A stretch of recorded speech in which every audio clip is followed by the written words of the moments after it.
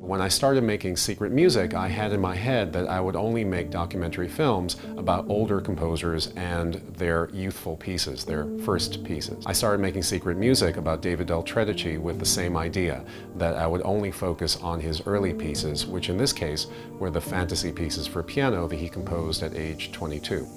When filming started, David turned to me and he said, "Ask me about gay music." And it took him about 5 years to answer that question.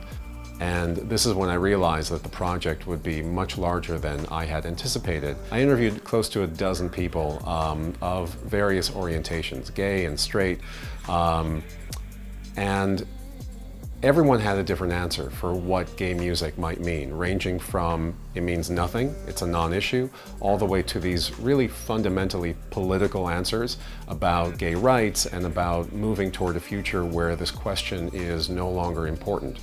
But at the end of the day, it was David himself who gave me the most personal answer, but in a way that surprisingly has universal connotations.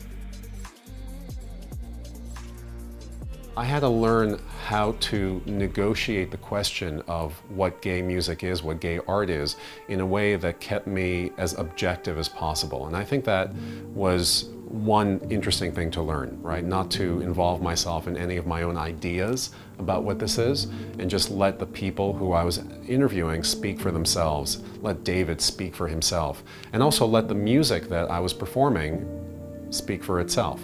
So what I learned is that, first of all, I have to be neutral. There's a certain power, a transformative power about the music that allows me to bridge that gap, the fact that I'm not gay, and so from my world to David's world, his music allowed me to bridge that gap, the different spheres that he and I occupy.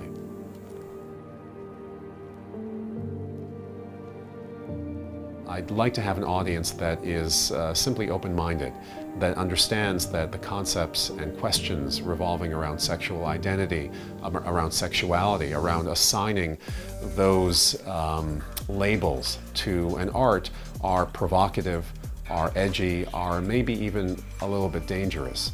And an audience that is open-minded to accept that the answers to these questions, what is gay music, what is sexuality in music, are highly personal, highly individual, and not always comfortable.